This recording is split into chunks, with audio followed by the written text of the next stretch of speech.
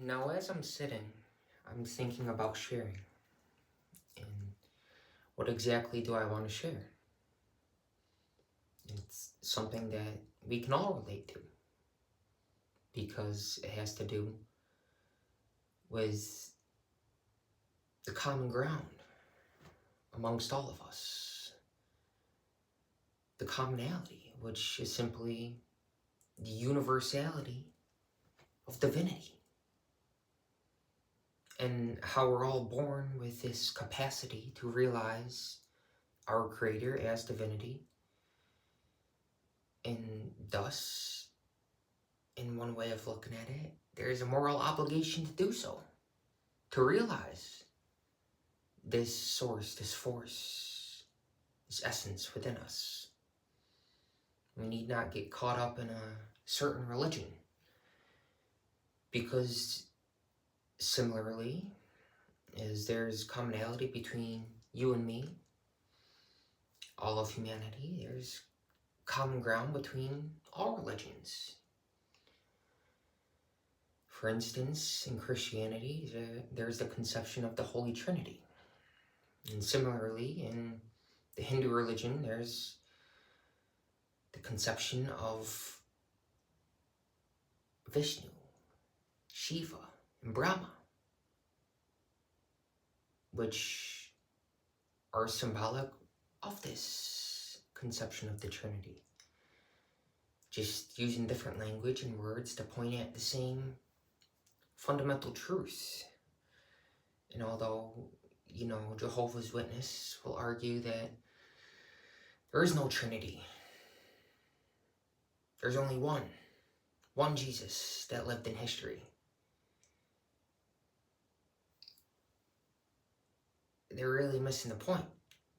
And their argument is contradictory because they don't realize that Trinity simply means both three and one at the same time. So they're arguing, saying there's only one, when that's the point of the Trinity. That yes, there's the appearance of three, but really, they're harmoniously aligned as one, in unity. That's ultimately the fundamental message, is that of unity.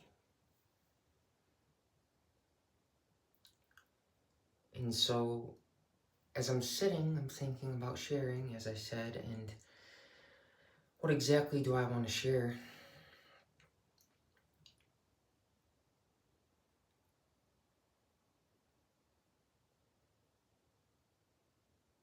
There's also the commonality amongst all religions about the fallen world, talking about the fall of man in the Bible, or Christianity, or in the Hindu religion, talks about Maya.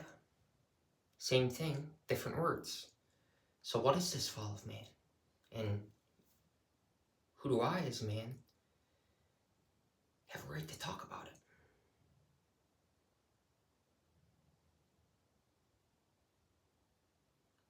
It's only because I understand it.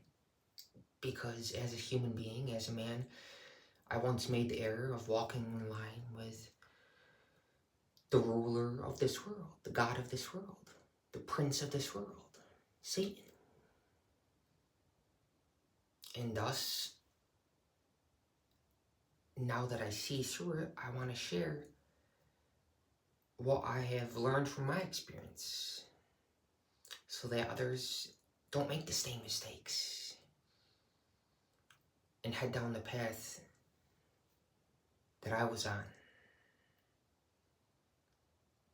Which, of course, I'm not the past.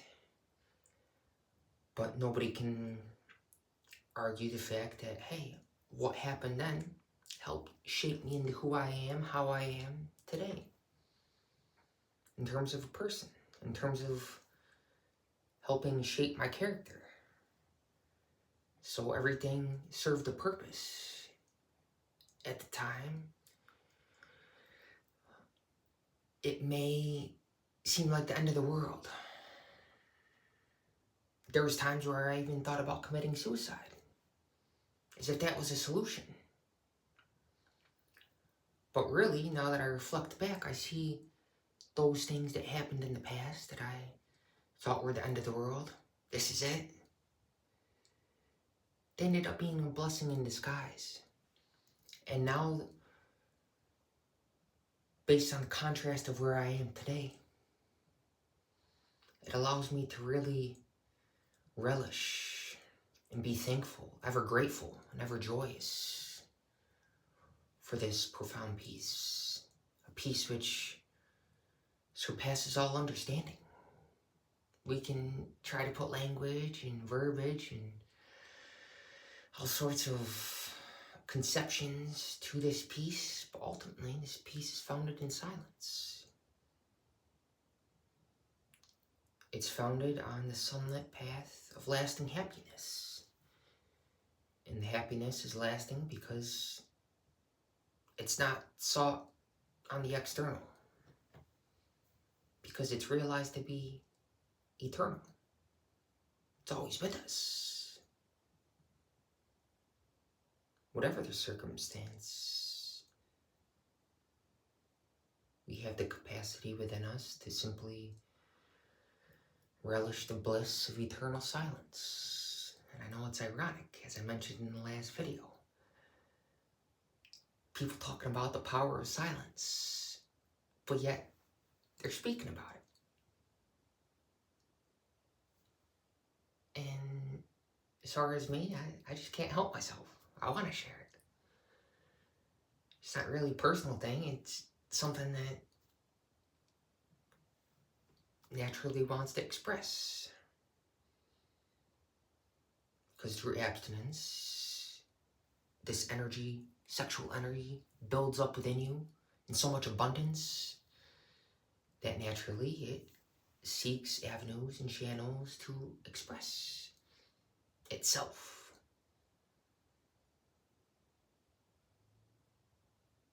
I'm not really doing it.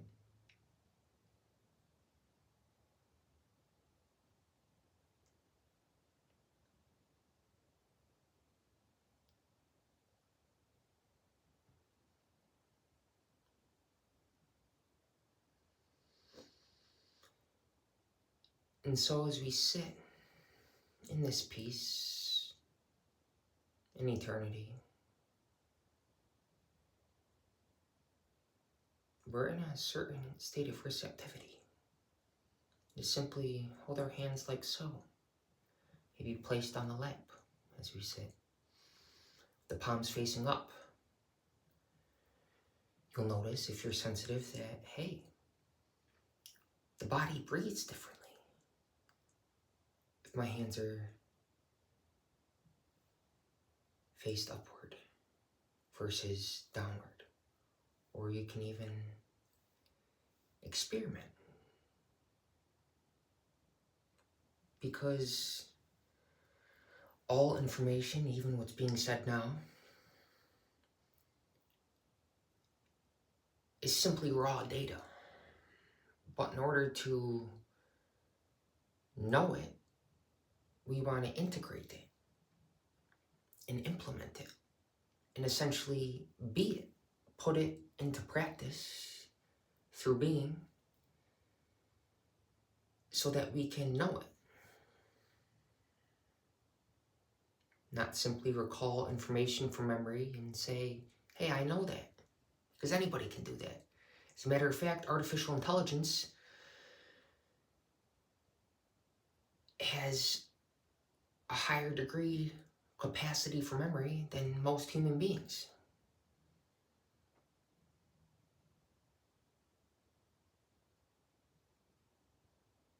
But human beings are a real intelligence, a natural intelligence,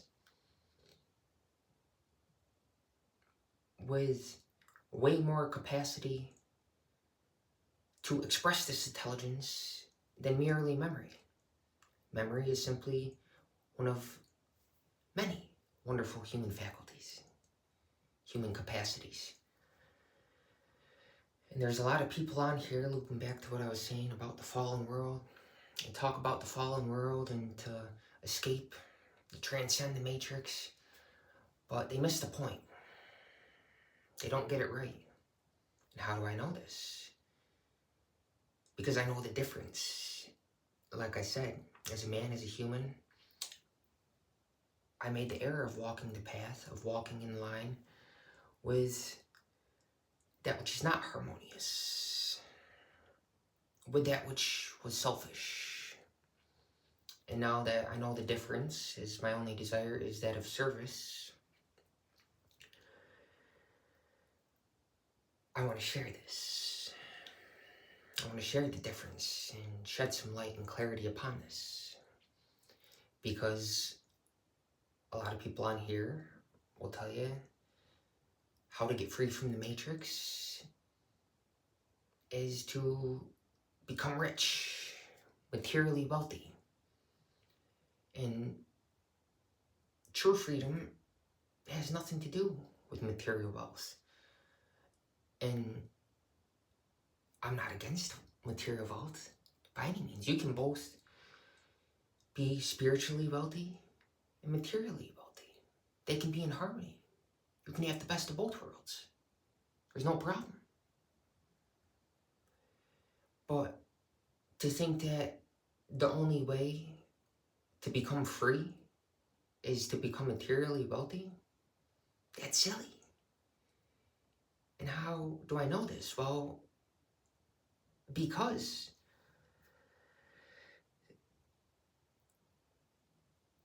there was a time where I had so much money and it wasn't obtained honestly. It wasn't obtained harmoniously with benefiting everybody. A win-win-win. A win for me, others, and divine and evolution. It was only benefiting me, selfishly. Because I used that money to buy a bunch of things materially. The Versace, chain, Dodge Charger, all these things that glitter and glamour, which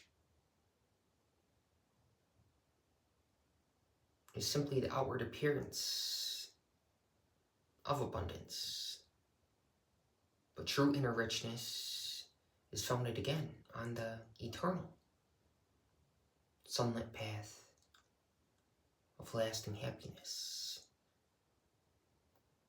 And becoming materially wealthy can help us realize this, because what that does is it doesn't make you free in and of itself, but it allows people to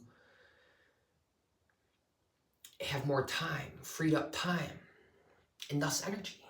Because what is time? Time is life. Time is not money. Time is life.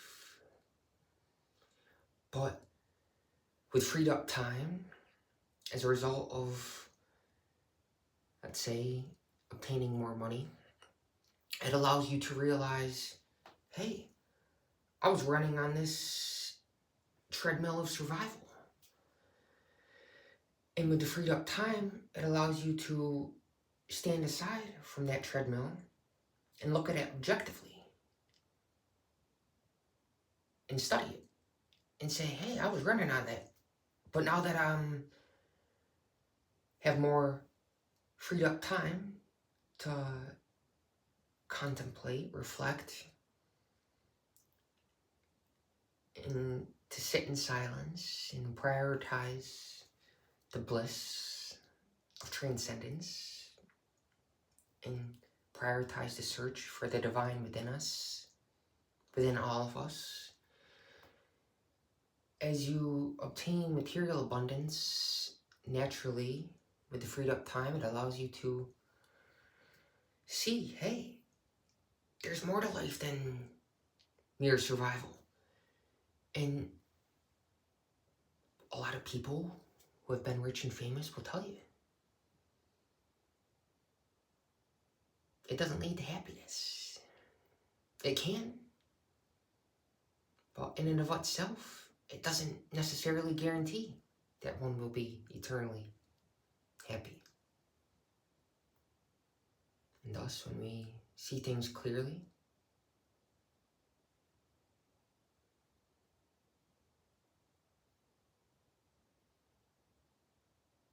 divinity, this energy within all of humanity, will be our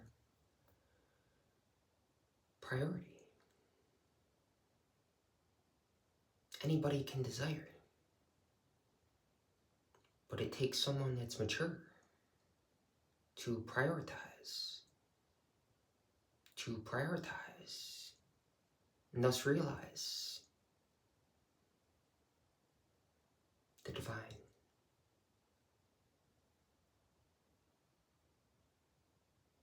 Which ultimately is transcendent to time.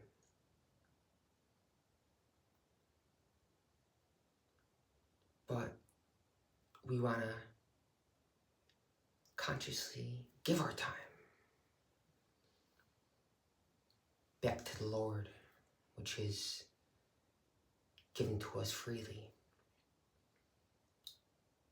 allowing us to live and be aware from within this human body, gave us this flesh so that it can in turn be of service, so that it can glorify its very existence, not through being selfish and being a slave to the matrix, but by transcendence, by transcending the fallen world, Maya, the matrix, by being of service, in sharing its essence, which builds and accumulates in silence. Power accumulates where there's order, where there's harmony. And this harmony is realized, this wholeness, in silence, in the bliss of our very existence, which is eternal.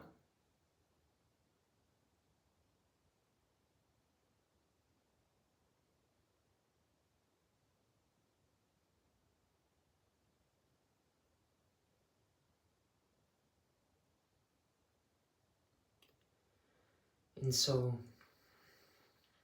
what inspired this video, in essence, is freedom.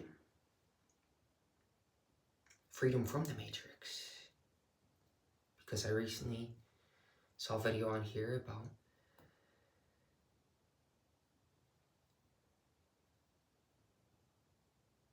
freedom from the matrix, but the guy who was communicating concepts was missing the point.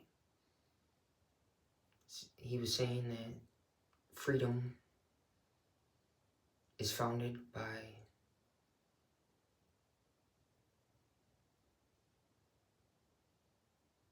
is basically the degree to which you accumulate money. Proportionally, the more money that you have, the higher degree your freedom will be. But that's not true. And now I see through that, because although, I didn't have as much money as a lot of people, I accumulated enough of it and had a certain lifestyle that allowed me to see through it. It was enough for this human being to see through the empty box that the matrix, that Satan was giving me for walking in alignment with that path, with that lower vibrational path. Because that's really all that the prince, the god of this world, has to offer, is material wealth and outward possessions and stuff that satisfies the physical senses. But all that's temporary and won't necessarily result in our inner discovery that we are indeed eternity. And in this discovery, we become eternally happy. because we realize our essence, our self, our very self is divinity, is God, is the source of our existence, that which is flowing through us, every single breath, every single heartbeat. It's what's digesting the food we eat, the digestive fire, the power within everybody, within all of us. Of course, individually, to different degrees based on one's degree of harmony and their level of vibration or frequency, based upon their activities, the compound effect of those activities which build up over time, and thus this day, today, the only day, is the day to choose. Whom will you serve?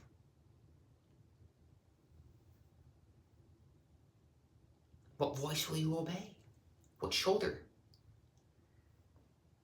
will you nod your head to? Say yes. Yes to life.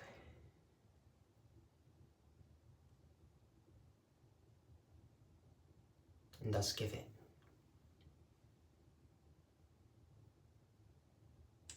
And the wonderful thing is, the more you give it, the more joy you give, the more you have it. It's such a beautiful thing.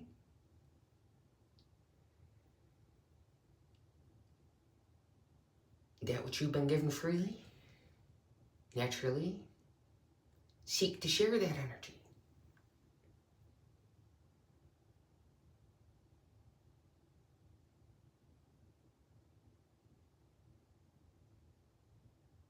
So I say this, hoping that you too realize your inner abundance and wholeness that is your very essence, that is your existence, which is eternal, blissful, knowledgeable,